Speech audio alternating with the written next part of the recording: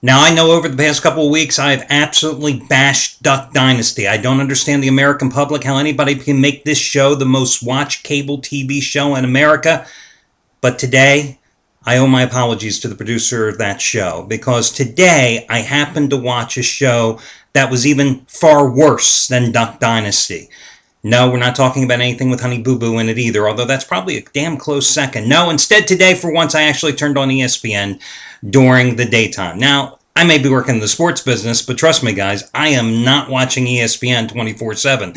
That is just overkill. I mean, it's bad enough they've got that First Take program with Stephen A. Smith, who I respect as a journalist and like reading, and Skip Bayless, who at one time I used to love reading. But that show, I mean, talk about made-for-TV drama. No, instead today, let's discuss the absolute worst show on television, and that would be Numbers Never Lie. Have you ever seen that show? I mean, it's now permanently hosted by Michael Smith, who I don't know. I mean, I've never found him to have anything valuable in any type of contribution. And the co-host are Hugh Douglas, who used to be a defensive end, played for Jacksonville, ended his career with the Jaguars, played with the Eagles for a while, and Jalen Rose. As far as I'm concerned, listening to anything Jalen Rose has to say, not because he doesn't have good opinions, but simply because of his voice. That's like, fingernails on a chalkboard. I mean, just horrendous. But then watching the three of them on this show with these contrived subject matters, I'd rather watch sand drifting across a beachfront. I mean, that to me, absolutely the worst show on television. And it only took me about 2.5 minutes to realize that today, but those are 2.5 minutes I will never get back in my life, and that's scary. So, again, Duck Dynasty, I take it back, second worst show in all-time American TV history. I think Numbers Never Lie has to be number one. But then again, who watches the four-letter network programming during the daytime? I mean, does anybody get any ratings? I mean, does anybody care what goes on there? Just my thought. Okay, guys, listen, did I not tell you that I thought the Knicks, for no other reason than it was my hunch last night, I just had this feeling the Knicks were going to rebound in game number 2, gave you a free winner last night on New York. So, NBA free picks, my God, I can't lose them. Then again, I'm not losing in baseball either. That's why I'm betting baseball and giving you free picks in the NBA. I mean, it doesn't get any better than that. I mean, NBA free pick run 11-3. And listen, in all seriousness, guys, I think a couple of the biggest problems that gamblers and many handicappers have is that, let's talk about the number one problem. It's overreaction.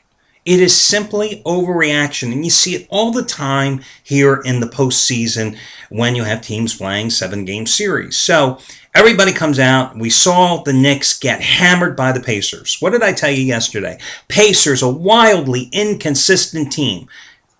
Never know what you're going to get from one day to another. You had a Knicks team that lives and dies by its outside shooting. But you had a Knicks team that was playing in game number 1 less than 48 hours removed by winning perhaps the biggest game in their franchise history in the past 2 decades, a Game 6 situation at Boston, where you knew they didn't want to blow that 3-0 series lead and have to come back and play a pivotal game number 7 against the Celtics and their tradition and their history, etc. 48 hours removed. Game number 1 laid a tremendous egg, okay? Pacers played brilliant ball, but what did I tell you? The Pacers, inconsistent team, a team that you could not count on the road, and sooner or later, a team that lives on its jump shot is going to start making its jump shot. But what happened? Everybody instead, I think, focused on the fact that the Pacers were so dominant in game number 1 and immediately looked at them and said, oh, I could get the Pacers at 6 points. I got to take Indiana. Well, how did that look when the Knicks went on that 30-2 run? Carmelo finally broke out of the 4-game shooting slump. The scary part about the Knicks last night is that J.R. Smith, I think, was 3 for 18. So he's still frozen out in terms of shooting. And yet the Knicks rolled in that game because, again, you saw the Pacers. Now, let me just get my crystal ball here. And the crystal ball is telling me the Pacers are going back home, where they've dominated this season. The Pacers are going to play different in game number 3 and game number 4. Again, you can't be caught by the overreaction by seeing one particular game. Every game has to be considered one isolated incident, okay? You just have to take it as it goes. Momentum shifts in these 7-game series all the time.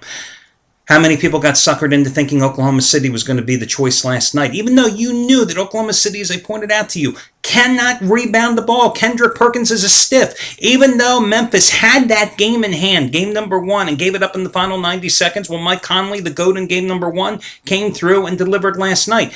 I don't care if Kevin Durant scores 53 points a game. They don't have a second scoring option, because if you think Kevin Martin, a streaky, inconsistent shooter, is going to be your second option now that Russell Westbrook is out, you're sorely mistaken.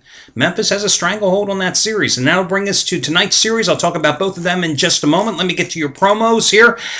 First one is going to be putting the onus on you once again. Listen, you can save $75 off the purchase of any single handicapper or package at the site with this one-time usage coupon, 35 off. 35 OFF. No space between 35 and the word off. You will save $35 off a single purchase today, and you choose the handicapper. Among the guys that I would at least point out to you, Brian Rosica, last night, 25-dime winner, number 11 out of 13, cashing with Memphis outright at Oklahoma City. 48-24 since he joined this site back on February 5th. $10 bettors up over $12,000, and tonight he has a play twice as strong as 50-dime double-down release on Golden State and the Spurs. Let's talk about Craig Davis. Yesterday, hit his second biggest NBA play of the season, 75-dime winner on Memphis, and today going for winning day number 20 out of 31 with a 50-dime play. 50-dime winner number 24 out of 38, and that is going back to the early in the NFL season, that streak of 50-dime releases, and number 5 out of 7 in the postseason. It's your Golden State San Antonio side. Scott Delaney, one of the few handicappers at this site to have a play on the Bulls cashing in game number 1. 20-dime play on Chicago in game number 1. They went outright, as you recall, tonight. 40-dime winner in game number 2. Chicago-Miami, twice as strong. $10 bettors, up $8,000 the past 5.5 months. Brett Atkins, if you're looking for baseball, winning day number 9 out of 13, 50-dime winner number 5 out of 7, going for baseball for Atkins tonight, whose $10 bettors have made close to $3,000 the last 12 days. As for me, last night, cashed in with another 15-dime play, which matches the biggest play of my career in baseball with the Orioles after blowing a 3-0 first-inning lead, coming up with the 4-3 triumph at home against Kansas City. And those 15-dime plays now this season, 16-7 overall, 10-3 the past 3 weeks. I just have a 5-dime play tonight in baseball. I don't think it's a particularly strong card. But then again, it's baseball winner number 15 out of 19. So those are among the handicappers you might consider. Another promo that is going today and available for you, as I do every single Wednesday now for almost 4 months. Buy one handicapper's place for 1 week and get a second handicapper's place for the same week if he costs equal or lesser value. Absolutely free.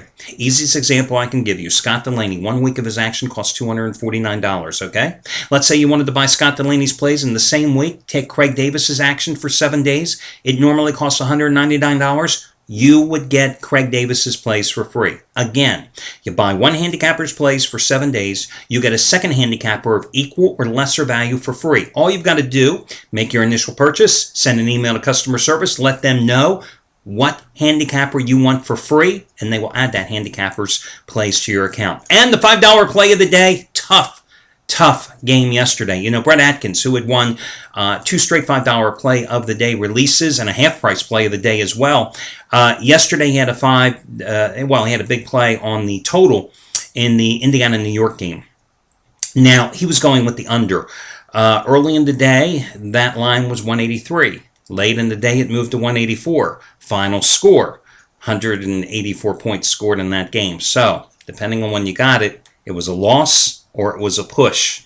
So, unfortunately, the $5 play of the day did not win for a 4th consecutive day, but we look to do it again once more today. And I'm going to turn to Anthony Red. First, let me just get the elephant out of the room here. Anthony Red yesterday had a 100-dime play on the Indiana Pacers. He lost. It snapped a 4-day winning streak for him, a streak that had seen you get consecutive NBA winners the previous 2 days, both NBA totals as the $5 play of the day release, because you got on Monday his 75-dime winner on the Warriors and Spurs. They only went over by 53 points. You got that for $5. And on Sunday, you got his 80-dime winner on the Grizzlies and Thunder under, and you got that for $5. Now, do the math. That's $155 dimes to the good. He lost 110 dimes last night. I say do the math, though, but let's also consider this. Guys, When I gave you his totals for $5, I can tell you for a fact that he had 4 times more buyers for those totals for $5 than he did for his $100 winner last night. So although he lost that, he was definitely playing from a position of profit. That's the bottom line, and you know it as well. Well, I'm going to come back with A-Red tonight as he goes for winning day number 5 out of 6 because he's got his $75 winner number 3 in a row on the Warriors Spurs over-under. Again, he had the over in game number 1. You got it for $5. And tonight, you can get this play for $5 as well. Regular price is $75. You can get it for $5 simply by using this coupon code RED5. Remember, his last name is R-E-D-D and the number 5. RED5, R-E-D-D and the number 5. I have given you the total selections of handicappers here in the postseason 6 times as a $5 play or a discounted play. 4 of those 6 have won because I continue to try to impress upon you the fact that winning totals sometimes is easier than winning sides, and it pays the same if your wager is the same. But a lot of people simply don't like to bet totals. I've never understood that. I know in the NFL, frequently, I will turn to a total as my favorite bet on the board instead of messing with a side in a game. Sometimes they're just easier to win. So again, RED5, R-E-D-D, and the number 5 is Anthony Red hopefully provides us with a 3rd consecutive $5 total winner in the NBA over the past 4 days. As he goes for winning day number 5 out of 6, you save $70. You get it for $5. RED5, R-E-D-D, and the number 5. And of course, that game tips off at 9:35 Eastern Time this evening. Now, let's talk about your 2 series tonight. So you've got the Spurs -7 at home against Golden State. I mean, what more can you say about game number 1? As I alluded to in yesterday's video report, it was without a doubt one of the best NBA games I've seen all season. But of course, I'm only talking about the final 4 minutes of regulation and the double overtime because in those final 4 minutes, with Tim Duncan sitting on the bench because he was weakened by a stomach flu, only played 35 minutes in that game with 19 points and 11 rebounds. Every guy with the stomach flu should be able to have 19 points and 11 rebounds, really. But in those final 4 minutes of regulation, the Spurs came back from 16 points down, forced overtime, won it in double OT on Manu Ginobili's shot with 1.2 seconds left, 129-127. What was the key in that game? Stephen Curry, was phenomenal. He had 44 points and I think it was 11 assists in the game. He played all but 4 seconds of that double overtime game. But what happened late in that contest? In the 4th quarter, Greg Popovich, who really doesn't get the credit for being such a good coach as he really is. Maybe it's because he's just an asshole when he talks to the media.